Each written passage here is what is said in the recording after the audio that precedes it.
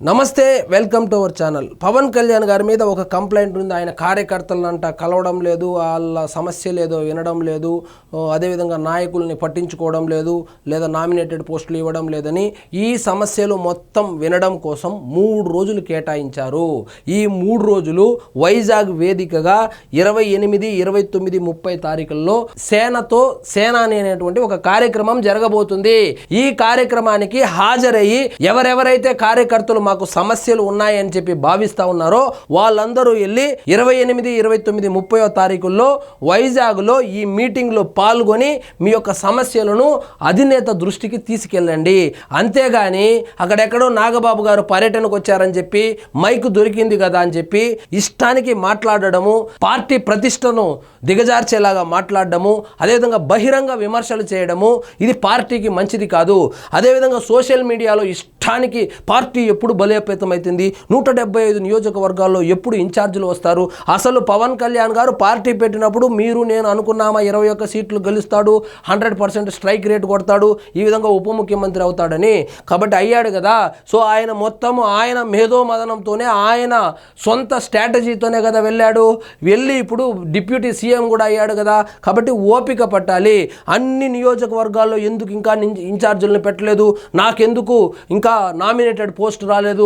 Nominated పోస్టులు ఏ విధంగా ఇస్తా ఉన్నారంటే ఎవరైతే 2019లో కూడా ఓడిపోయిన తరువాత కూడా ఆయన వెంట వస్తున్నారో, వెంట నడుస్తున్నారో వాళ్లకు ఖచ్చితంగా ఇస్తా ఉన్నారు. కావాలంటే లిస్టు చూసుకోండి.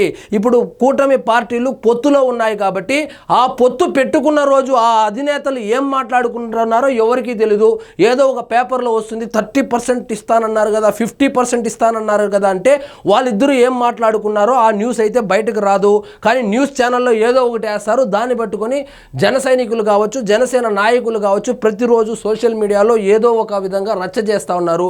కాబట్టి మీకు ఏదైనా బాధ ఉంటే సోషల్ మీడియాలోనో లేకపోతే వీడియోలు చేయడం ద్వారానో లేకపోతే బహిరంగంగా ఎప్పుడైనా మైకు దొరికినప్పుడు మాట్లాడడమో కాకుండా డైరెక్ట్గా వెళ్ళి 3 రోజులు ఉంటాడంట. 3 రోజులు మీకున్నటువంటి సమస్యలు అక్కడ తెలియజేయండి.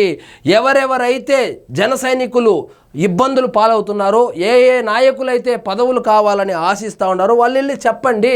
అంతేగాని పార్టీ కార్యక్రమాల్లో కాకుండా వైజాగ్లోకి ఏం పోతాంలే అని చెప్పి చిత్తూరులో ఉన్నవాడు అంత దూరం ఉంది నేను పోలేనని చెప్పినప్పుడు గమ్మున ఉండాలి. అంతేగాని సోషల్ మీడియాలో వచ్చి పోస్ట్ పెట్టకూడదు. అదేవిధంగా మొట్టమొదటిసారిగా పార్టీ అధికారంలోకి వచ్చిన తర్వాత ఈయన ఉప ముఖ్యమంత్రి అయిన తర్వాత అధికారిక కార్యక్రమం కాకుండా 3 రోజులు పార్టీ కోసం కేటాయించడం ఇదే మొదటిసారి. సో పార్టీ బలోపేతం ఏ విధంగా చేయాలి, అదేవిధంగా రాజకీయ వ్యూహాల మీద మీ సలహాలు సూచనలు ఏదైనా ఉంటే కూడా ఆయనకు తెలియజేస్తే నచ్చితే తీసుకుంటాడు, దాన్ని ఇంప్లిమెంట్ చేస్తాడు. అంతేగాని రోజు రావడము తెలుగుదేశం వాళ్ళకి 7 సీట్లు ఇచ్చారు, మనకెందుకు 2 ఇచ్చారు, మనకెందుకు 1 ఇచ్చారని చెప్పి గలాబా చేయడము పార్టీకి మంచిది కాదు. వాళ్ళిద్దరూ లోపల ఏం మాట్లాడుకున్నారో ఎవ్వరికీ తెలియదు. ఆ రోజు మాట్లాడుకునింది కేవలం చంద్రబాబు నాయుడు గారు, అదేవిధంగా పవన్ కళ్యాణ్ గారు. వాళ్ళిద్దరూ అప్పట్లో ఏం మాట్లాడుకున్నారో తెలియదు, ఎంత పర్సెంటేజో తెలియదు. ఒకవైపు తెలుగుదేశం వాళ్ళు ఏమంటారు, మొత్తం జనసేన వాళ్ళకే ఇచ్చేస్తాడారు, తెలుగుదేశం పార్టీ పెట్టినప్పటి నుంచి పనిచేసే నాయకులు చాలామంది ఉన్నారు, వాళ్ళకి ఇంకా పోస్టులు రాలేదని చెప్పి వాళ్ళు అసంతృప్తిగా ఉన్నారు. ఇటువైపు జనసేనకు వస్తే జనసేన వాళ్ళు మేము పార్టీ పెట్టినప్పటి నుంచి ఉన్నాము, మాకు పదవులు రాలేదంటే పదవులు రావాలన్నా ఇవ్వాలన్నా అధినాయకులు మాత్రమే. కానీ సోషల్ మీడియాలో పోస్టులు పెడితేనో లేకపోతే మైకు దొరికింది కదని ఇష్టారాజ్యంగాను మాట్లాడితే ఆ వచ్చే పదవి కూడా పోతుంది. సో ఇక్కడ ఒక వార్త చూడండి, 3 ఎమ్మెల్యేలపై పవన్ సీరియస్ అంట. ఈ వార్తలో ఎంత నిజముందో మనకు తెలియదు కానీ మొత్తం 20 మంది ఎమ్మెల్యేల మీద సమగ్ర సర్వే చేపించి నివేదిక తెప్పించుకున్నాడనేటువంటి వార్తలు కూడా వస్తుంది. సో 20 మంది అంటే ఈయన్ని పక్కన పెడితే 20 మంది ఎమ్మెల్యేల మీద ఒక సర్వే సంస్థ ద్వారా సర్వే చేపించి సమగ్ర నివేదిక అయితే పవన్ కళ్యాణ్ గారి చేతిలో ఉంది. అందులో 3 నియోజకవర్గాలకు సంబంధించి ఇక ముసుగులో గుద్దులాట ఎందుకు, ఆంధ్రజ్యోతి పేపర్లో 3 ఎమ్మెల్యేల మీద కథనాలు వచ్చాయి. అక్రమాలకు పాల్పడుతున్నారని, భూదందాలు చేస్తూ ఉన్నారని, అదేవిధంగా ఉద్యోగాలు ఇప్పిస్తామని చెప్పి డబ్బులు తీసుకుంటున్నామని చెప్పి ఉత్తరాంధ్రకు సంబంధించినటువంటి ఒక ఎమ్మెల్యే కావచ్చు, రాయలసీమకు సంబంధించినటువంటి ఒక ఎమ్మెల్యే కావచ్చు, మరొక ఎమ్మెల్యే మీద కూడా కొన్ని ఆరోపణలు రావడం రావడంతో సమగ్ర సర్వే చేపించి నివేదిక తెప్పించుకోవడం జరిగింది. సో మొదటి రోజు ఎమ్మెల్యేలు, ఎంపీలు, మంత్రులు, ఎమ్మెల్సీలు లేదా ఇతర నామినేటెడ్ పోస్టులు ఎవరైతే తీసుకున్నారో వాళ్ళతో అయితే కనుక ఇష్టాగోష్ఠి ఉండబోతుంది. అందులో భాగంగా ఎవరెవరి మీద అయితే ఆరోపణలు వచ్చాయో వాళ్ళను పిలిపించి మందలించడము లేదా మాట్లాడడము, వార్నింగ్ లాంటిది ఇవ్వడం కూడా జరగబోతుందని చెప్పేటువంటి ఒక వార్త అయితే వస్తుంది. సో మరి ఆ ముగ్గురు ఎమ్మెల్యేలు ఎవరు అనేది నేను ఇప్పుడు పేర్లు చెప్పలేను, కానీ మీరు కామెంట్ రూపంలో తెలియజేసుకోండి. ఆల్రెడీ న్యూస్ పేపర్లలో వాళ్ళ పేర్లు వచ్చింది, కొన్ని ఆడియోలు బయటకు వచ్చింది. అదేవిధంగా ఇతర పార్టీలకు సంబంధించినటువంటి నాయకులు ప్రెస్ మీట్లు పెట్టి కూడా భూ కబ్జాల గురించి మాట్లాడడం జరిగింది. వైన్స్, మైన్స్, అదేవిధంగా ఉద్యోగాలు ఇప్పిస్తానని ఏదో డబ్బులు తీసుకున్నాడు అని చెప్పి ఒక ఎమ్మెల్యే మీద ఆరోపణలు రావడం జరిగింది. ఇవన్నిటిని దృష్టిలో పెట్టుకొని వాళ్ళని పిలిపించి, ఎందుకంటే 1 సంవత్సరమే అయింది కాబట్టి ఏ తప్పు చేసినాడు ఒకసారి క్షమించవచ్చు, అదేవిధంగా వాళ్లకు మారడానికి అవకాశం కూడా ఇవ్వచ్చు కాబట్టి వాళ్ళని పిలిపించి మాట్లాడడం అయితే జరుగుతుంది.